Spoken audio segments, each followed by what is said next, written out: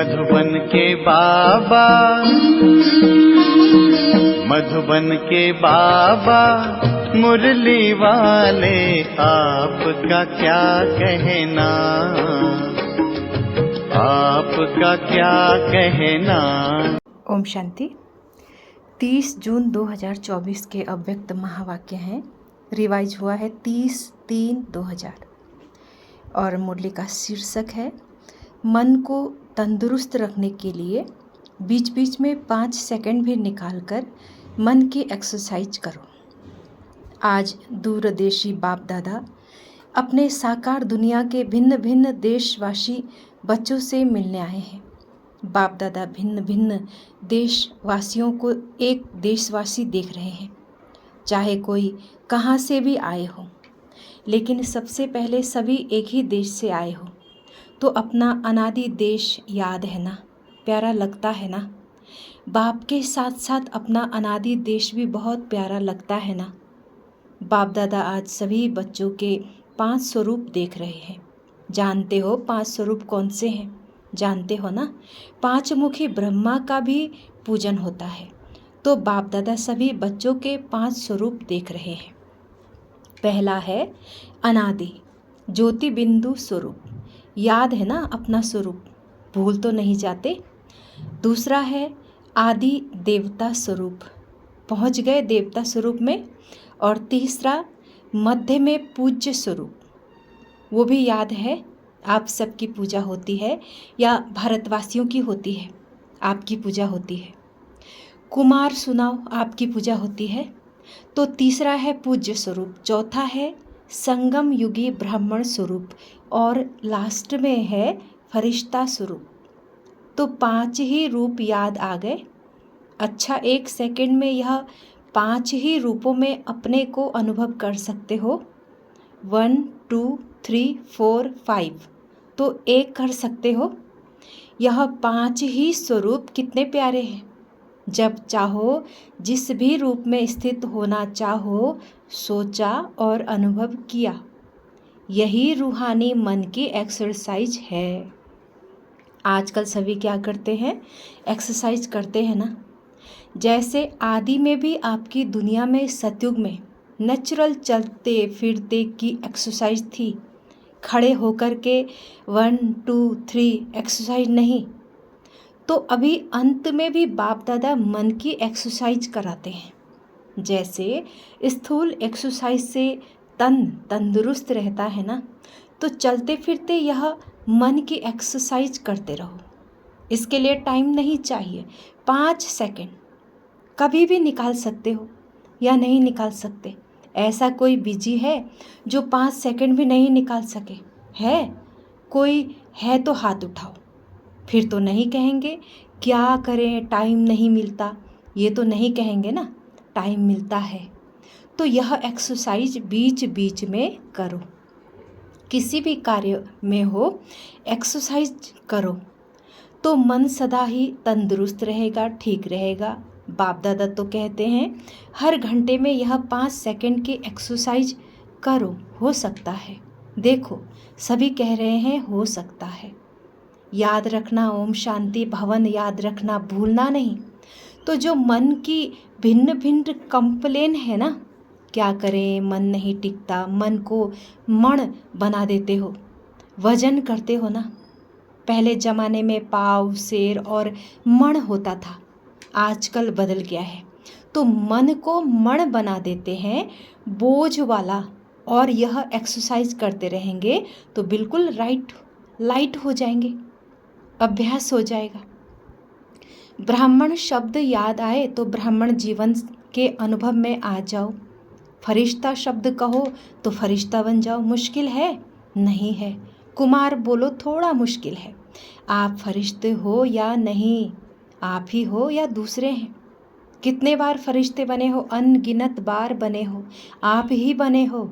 अच्छा, अनगिनत बार की हुई बात तो रिपीट करना क्या मुश्किल होता है? कभी कभी होता है। अभी ये अभ्यास करना, कहाँ भी हो 5 सेकंड मन को घुमाओ, चक्कर लगाओ। चक्कर लगाना तो अच्छा लगता है ना। टीचर्स ठीक है ना, राउंड लगाना आएगा ना। बस राउंड लगाओ, फिर कर्म में लग जाओ, हर घंटे में राउंड लगाओ, फिर काम में लग जाओ, क्योंकि काम को तो छोड़ नहीं सकते ना, ड्यूटी तो बजानी है ना। लेकिन 5 सेकंड, 5 मिनट भी नहीं, सेकंड नहीं निकल सकता, निकल सकता है। UN की ऑफिस में निकल सकता है। मास्टर सर्वशक्तिवान हो तो मास्टर सर्वशक्तिवान क्या नहीं कर सकता है। बाप दादा को एक बात पर बच्चों को देख करके मीठी मीठी हंसी आती है। किस बात पर?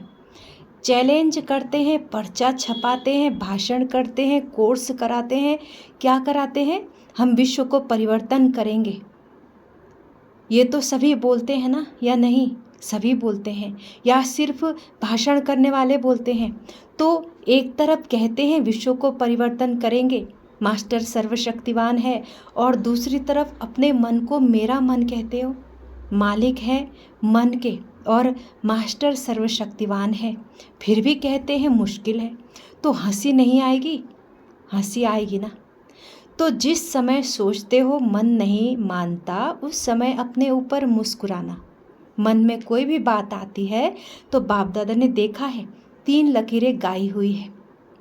एक पानी पर लकीर, पानी पर लकीर देखी है, लगाओ लकीर तो उसी समय मिट जाएगा, लगाते तो है ना।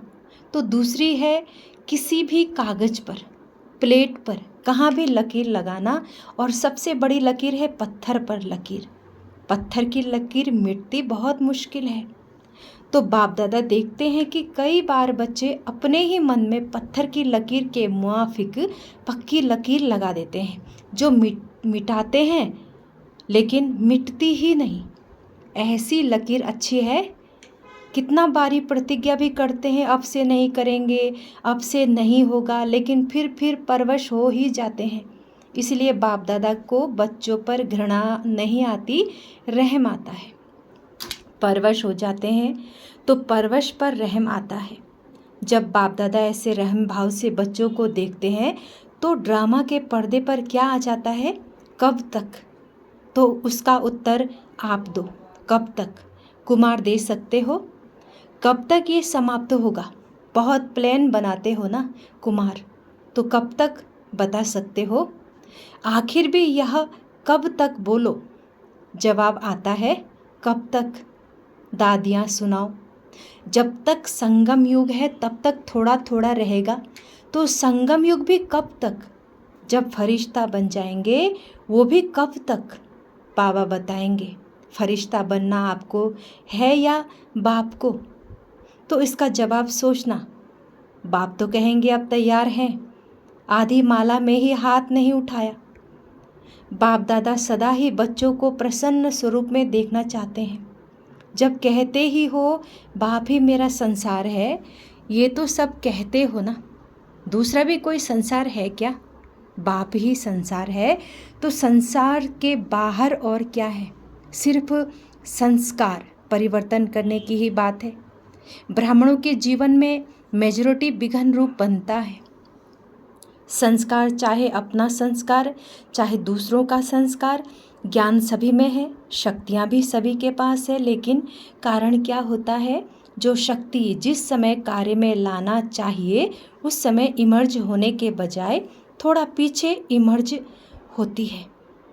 पीछे सोचते हैं कि यह न कहकर यह कहती तो बहुत अच्छा, यह करने के बजाय यह करती तो बहुत अच्छा, लेकिन जो समय पास होने का था वो तो निकल जाता है। वैसे सभी अपने में शक्तियों को सोचते भी रहते हो, सहन शक्ति यह है, निर्णय शक्ति यह है, ऐसे यूज करना चाहिए। सिर्फ थोड़े समय का अंतर पड़ जाता है। और दूसरी बात क्या होती है? चलो एक बार समय पर शक्ति कार्य में नहीं आई और बाद में महसूस भी किया कि ये न करके यह करना चाहिए था, समझ में आ जाता है पीछे। लेकिन उस गलती को एक बार अनुभव करने के बाद आगे के लिए अनुभवी बन उसको अच्छी तरह से रियलाइज़ कर लें, जो दोबारा नहीं हो। फिर भी प्रोग्रेस हो सकती है। उस समय समझ में आता है ये गलत है, ये सही है, लेकिन वही गलती दोबारा नहीं हो। उसके लिए अपने आप से अच्छी तरह से रियलाइजेशन करना। उसमें भी इतना फुल परसेंट पास नहीं होते। और माया बड़ी चतुर है। वही बात मानो आप में सहन शक्ति कम है, तो ऐसी ही बात जिसमें आपको सहन शक्ति यूज करना है, एक बार आपने रियलाइज कर लिया, लेकिन माया क्या करती है कि दूसरी बारी थोड़ा सा रूप बदली करके आती है। थोड़ी वही बात है, लेकिन जैसे आजकल के ज़माने में चीज़ वही पुरानी होती है, लेकिन पॉलिश ऐसी कर देते हैं जो नई से भी नई दिखाई दे। तो माया भी ऐसे पॉलिश करके आती है। जो बात का रहस्य वही होता है, मानो आप में ईर्ष्या आ गया। ईर्ष्या भी भिन्न भिन्न रूप की है, एक रूप की नहीं है। तो बीज ईर्ष्या का ही होगा, लेकिन और रूप में आएगा, उसी रूप में नहीं आती है। तो कई बार सोचते हैं कि ये बात पहले वाली तो वह थी ना, ये बात तो दूसरी हुई ना, लेकिन बीज वही होता है, सिर्फ रूप परिवर्तन होता है। उसके लिए कौन सी शक्ति चाहिए? परखने की शक्ति। अच्छा, चारों ओर के सदा स्वयं को बाप समान बनाने वाले, सदा बाप के नैनों में, दिल में, मस्तक में समीप रहने वाले, सदा एक बाप के संसार में रहने वाले, सदा हर कदम में बाप दादा को फॉलो करने वाले, सदा विजयी थे, विजयी हैं और विजयी रहेंगे, ऐसे निश्चय और नशे में रहने वाले, ऐसे अति श्रेष्ठ सिखलदे प्यारे ते प्यारे सर्व बच्चों को बाप दादा का याद प्यार और नमस्ते। हम रूहानी बच्चों के माता पिता बाप दादा को गुड मॉर्निंग और नमस्ते। ओम शांति बाबा, ओम शांति। वरदान है आज का, हर सेकंड के हर संकल्प का महत्व जानकर जमा का खाता भरपूर करने वाली समर्थ आत्मा भव। विस्तार है, संगम युग पर अविनाशी बाप द्वारा हर समय अविनाशी प्राप्तियां होती है। सारे कल्प में ऐसा भाग्य प्राप्त करने का यह एक ही समय है। इसलिए आपका स्लोगन है, अब नहीं तो कभी नहीं। जो भी श्रेष्ठ कार्य करना है वह अभी करना है। किसी स्मृति से कभी भी समय, संकल्प व व्यर्थ कर्म नहीं गंवाएं। समर्थ संकल्पों से जमा का खाता भरपूर हो जाएगा और आत्मा समर्थ बन जाएगी। स्लोगन है, हर बोल हर कर्म की अलौकिकता ही पवित्रता है। साधारणता को अलौकिकता में परिवर्तन कर दो। हर बोल हर कर्म की अलौकिकता ही पवित्रता है। साधारणता को अलौकिकता में परिवर्तन कर दो। ये थे आज के महावाक्य, अव्यक्त महावाक्य। अच्छा, ओम शांति, ओम शांति, ओम शांति।